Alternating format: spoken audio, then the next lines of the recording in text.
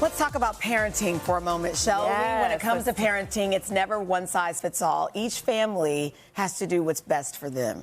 Gentle parenting has been a popular approach for years, but now a new parenting style is gaining momentum. All right, let's take a look and then we'll chat. I want to know all about this. Gentle parenting, an approach to raising children that's light on discipline and heavy on feelings, has shaped Gen Z. Thinking about how they feel, you're always more gentle in your response to them. But now, some parents are exhausted by the emotional toll. Instead of feeling guided, a lot of parents just ended up feeling shame and worry about these gentle kids going out into the real world. Gentle parented kids give themselves away immediately.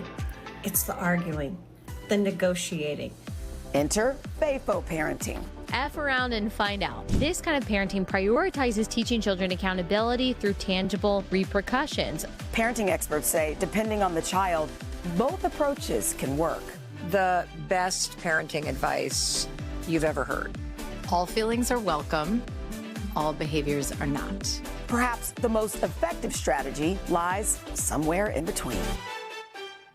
All right, so here to talk more about this family is family psychologist and author Dr. Jen Hartstein and journalist and author Ericka Sóuter. Hi to both of you guys. Hi, good morning. So we're going to take this a step at a time. This is a hot topic because, I'll start with you, Dr. Jen. When we talk about gentle parenting, I think a lot of people are feeling like, you know what, this gentle parenting is leading to gentle kids who aren't as resilient. And what did I do wrong? Because now they're crying, or I don't feel like they have enough grit. So first, let's back up. And let's talk about gentle parenting as far as how it came about. Sure. So I think the thing is, right, we think about gentle parenting. It's been around a long time. It's been around probably 20 plus years. But I think during COVID, when we were around our kids more and everyone was more dysregulated, we started to notice things that we needed to do differently. And what does that look like? And do we need to kind of get on the level and be down on the ground with them and really kind of be in their feelings and let them do it? And softer and more gentle and all of those things, which has some merit, right? There are some kids who really need that.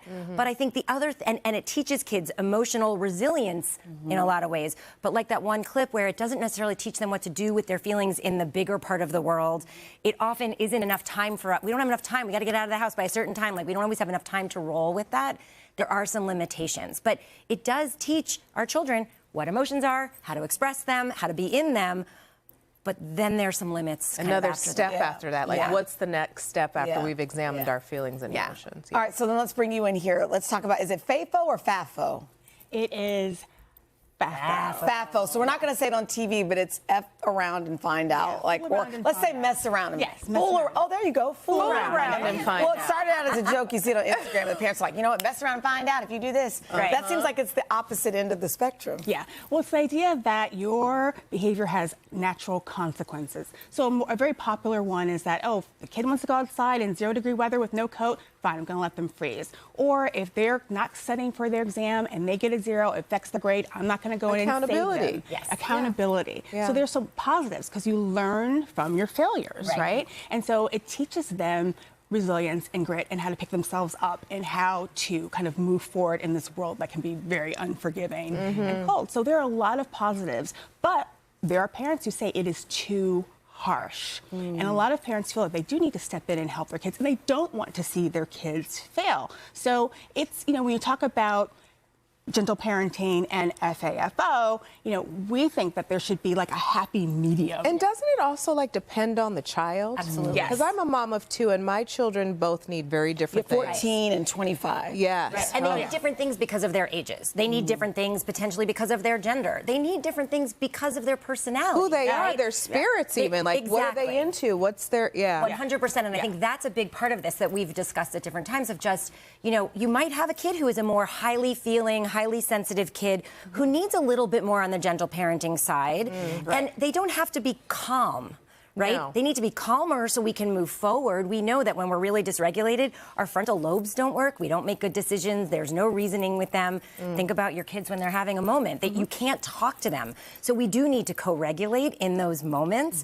But that co-regulation might need to be within 5 minutes, not within 15 or 20. And then we need to keep it moving. So I think that's important to remember. So you call this happy medium calm authority, right? calm authority. It's the idea that it's boundaries and warmth. So it's not authoritarian and it's not permissive. It's authority. And so that your kids need to know that there will be consequences. So let me give you an example. Your kid's throwing a ball in the house. You've told him before, like, don't throw the ball, you're going to break something. They do it again. You're like, look, I know that you're frustrated that I'm taking the ball away, but this was the rule. The ball's going away, right? I wouldn't even do that. I just take the ball and be done. The whole game would be over. Right. Well, that's how I was. That's how I was raised. It would just be, first of all, the ball wouldn't be in the house. Oh, okay, fair.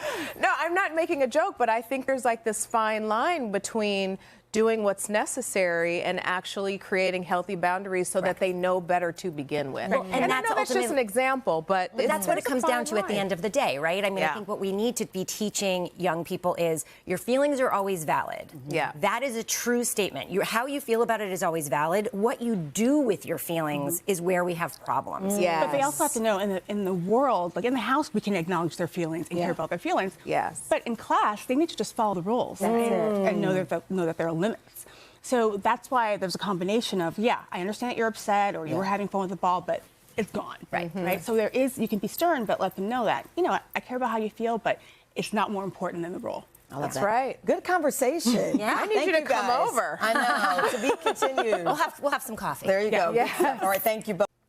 You guys, thanks for watching. I know. Come join us for all the fun every weekday on NBC. Yeah, and don't forget to take us along when you're on the go. Follow the Today with Jenna and Sheinelle podcast on Apple Podcasts, Spotify, or wherever you listen.